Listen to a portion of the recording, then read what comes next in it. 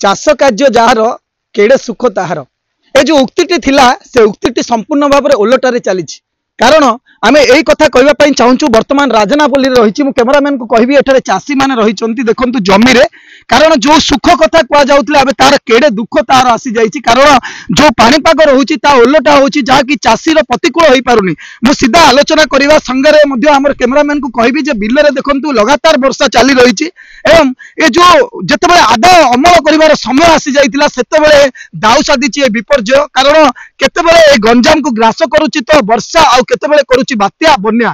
तेणुक ये चाषी मान मेरुदंड संपूर्ण भाव में भांगी जाऊँगी एवं जो अमल कर सरकार जो थिला एथर 3100 टंकार जो नारा थिला ताहा बे भूल प्रमाणित होगा जाऊँगी कारण जो एफएक्यू मानर कहुला एफएक्यू मानर जो धान को अमल कर आवश्यकता थिला जो अनुमान करा वर्तमान ता धोई देछि लगाण वर्षा एवं 3 दिन लगाण वर्षा फल एठारे जो बिल जो धान काटिकी पका जाइथिला एवं जो धान रही एवं जो गदा करा जाइछि धान ता संपूर्ण भाव में पानी पसी नष्ट होगा जाउछि तेणुक आम सीधा आलोचना करबा चाषी संगे कौन रही केते ए जो एफएक्यू मान कथा कह जाउछि केते संभवपर हबो एवं धान केते लॉस होइछि आपन ना कांगाली साहू कौन कहबा आज्ञा लगाण वर्षा कौन क्षति करैछि आज्ञा लगाण वर्षा हेबा फल चाषी जो धान काटिकी जमी पकई से धान सब कटा धान बुड़ी जाऊँगी आउ पानी छाणी माने आदाय करिया भी कष्ट हो पड़ुछि आदाय हो पारु नहीं आ सरकार एथिरे हमर जो घोषणा करछंती एफएक्यू मानर धान मंडी आनी पहुंचाइबो एथिरे चाषी किभली भाबे से एफएक्यू मान तैयारी करी प्रस्तुत करी पठे मंडी की ता असंभव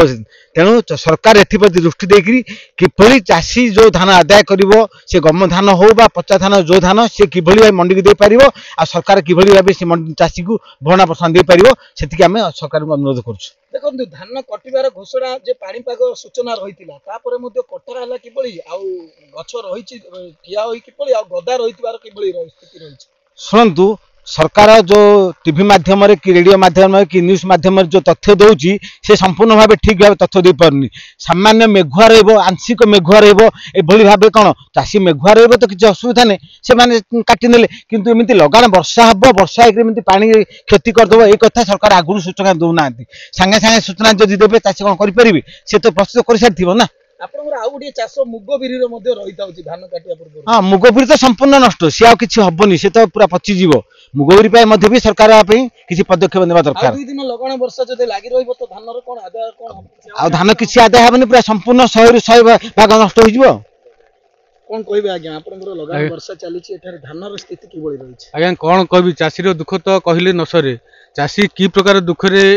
कालातीपात कर निजे अनुभव ही अनुभव करिवो नहले आज्ञा केही भी को सरकार नुह को ऑफिसर नुह केही अनुभव करि परियो नै तेणु ए दृष्टि मु कहबी जो लगाण वर्षा चली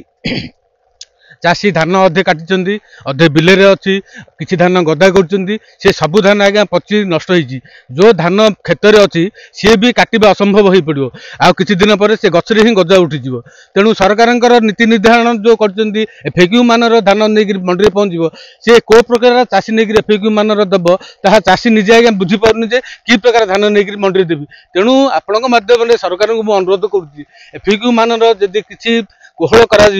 हुए तो चाषी नहीं किसी तार भरण पोषण कर संपूर्ण भरण पोषण कर तेणु आपण मध्य चाषी को सरकार को विनीत अनुरोध करुँची जो मंडी व्यवस्था अच्छी एफएक्यू मान ताहिरे कोहल करूँ आ क्षय क्षतिर आकलन कर किसी साहाय्य कर चाषी किसी मात्रा उपकृत हो तापर द्वितीय कथा है आज्ञा खरीफ ऋतु में किसी करने मुग बिरी टे बुणी संपूर्ण पड़ला गोटे गछ भी आज्ञा रही यही प्रकार परिस्थिति चाष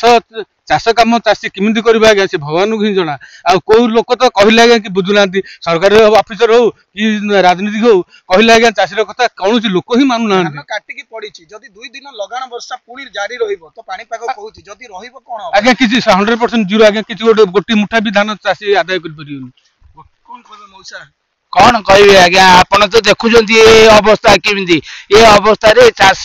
चाषीर मेरुदंड पूरा भांगी गला आज्ञा आ किछि कहबार नाही आउ बहुत कांद लगुच आज्ञा ये अवस्था देखिकी बुझे जो बिरी मुग गंडे रखी आज्ञा खावाई से फिंगी देलु से नष्ट होगा आज्ञा आ कि कहबार ना आज्ञा धान जो गदा गदा आज्ञा कंचा नड़ा गदा आज्ञा से गुड़ाक कंचा काटिक प्राण विकल गदा कर ତା ଉପରେ କିଛି ମଧ୍ୟ ପାଲ ଫାଲ ଗୋଡେଇ ନାହାନ୍ତି। ସିଏ ଗଦ ପୁରା ହାଉ ବାହାରିବ ଆଜ୍ଞା, କମି ଗଲାଣି ସେ ଧାନ, ଆଉ କିଛି ହବନି ଆଜ୍ଞା। କଟା ହେବା ପାଇଁ କିଛି ଦିନ ଲାଗିବ ନା ହଠାତ୍ ବର୍ଷା ଛାଡୁ ଛାଡୁ କାଟିବେ? ଆଉ ବର୍ଷା ଛାଡୁ ଛାଡୁ କାଟିବେ କୋଉଟା ଆଜ୍ଞା, ଯୋଉଟାକ ଅଛି ସେଗୁଡାକ ଗଛରେ ହିଁ ଗଜା ହେଇଯିବ। ବର୍ଷା ଛାଡୁ ଛାଡୁ ତ କାଦ ପାଣି ନିଶ୍ଚୟ ଭାବରେ ଦେଖୁଛନ୍ତି ଚାଷୀ ମାନେ କାନ୍ଦୁଛନ୍ତି, କାରଣ ଏଇ ସମୟରେ ଏଇ ପରିସ୍ଥିତିରେ ଏବେ ଯୋଉ ଘଟଣା ଘଟିଲା, କାରଣ ଯେତେବେଳେ ସେମାନଙ୍କର ଅମଳ ହେବାର ଥିଲା ଏବଂ ଟଙ୍କା ଯୋଉ ଆଦାୟ କରିବାର ଥିଲା, ଯୋଉ ଟଙ୍କାକୁ ସେମାନେ ନିୟୋଜିତ କରିଥିଲେ ବିଲରେ ଏବଂ ଜମିରେ ଯୋଉ ନିୟୋଜିତ କରିଥିଲେ, ସେ ଟଙ୍କାକୁ ଆଦାୟ କରିବା ପାଇଁ ଯୋଉ ସ୍ୱପ୍ନ ଦେଖିଥିଲେ ତାହା ଏବେ ସାକାର ହେବା ପାଇଁ ଯାଉନି, କାରଣ ସେମାନଙ୍କର ଆଶାରେ ହିଁ ରହିଯିବା ଉପରେ ରହିଛି। କାରଣ ଯୋଉ ସରକାର ଯୋଉ ଏଫଏକ୍ୟୁ ମାନର କହୁଛନ୍ତି ନିର୍ଦ୍ଧାରଣ କରିଛନ୍ତି, ତାହା ଏବେ କେତେ